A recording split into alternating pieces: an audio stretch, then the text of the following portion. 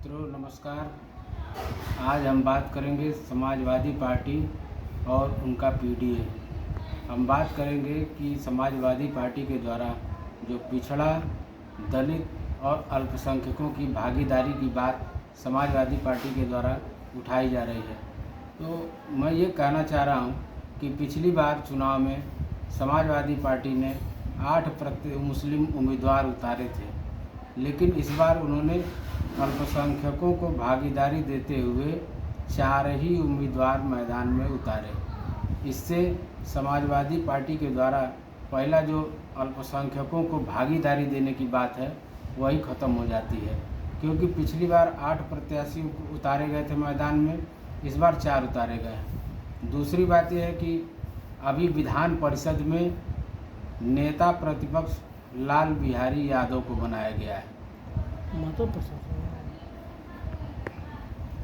तथा विधानसभा में नेता प्रतिपक्ष माता प्रसाद पांडे को बनाया गया है।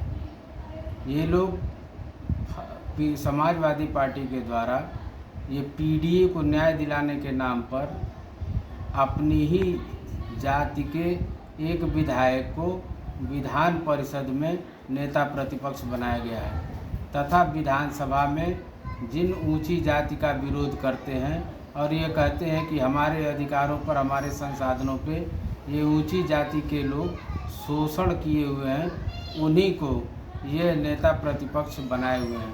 तो मित्रों, मेरे ये समझ में नहीं आ रहा है कि समाजवादी पार्टी किस पीडीए को और कहाँ तक न्याय दिलाने की बात कर रही है।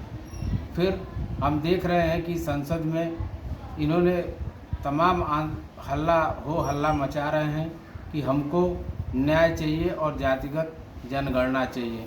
मैं ये कह रहा हूँ कि जब से मंडल कमीशन की रिपोर्ट लागू हुई है तो उसमें आज तक समाजवादी पार्टी की 4 बार सरकार रही है, इन्होंने फिर से पिछड़ों को कहाँ तक न्याय मिला और समीक्षा अभी तक नहीं की गई।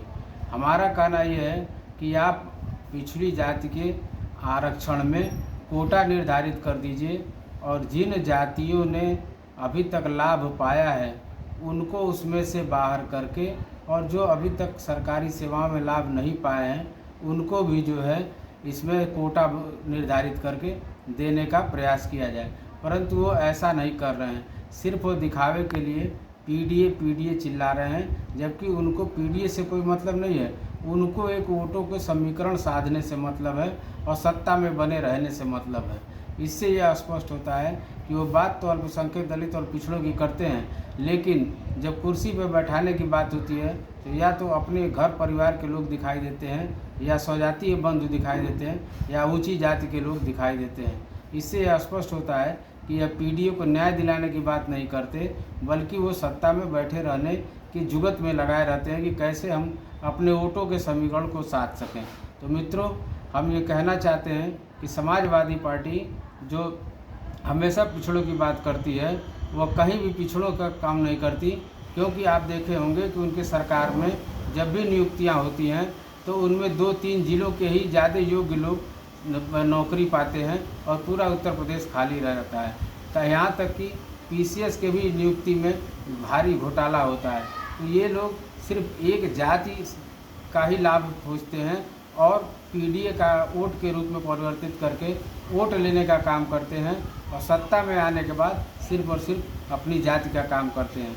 तो हम ये चाहते हैं कि यह पीडीए जो अल्पसंख्यक है, दलित है, वो पिछड़ा है, वह सीधे गांव से निकल करके और सीधे आकर के अपनी भागीदारी की बात करे, न कि किसी नेता और किसी जो है कार्यकर्ता के बदौलत अपनी बात रखे।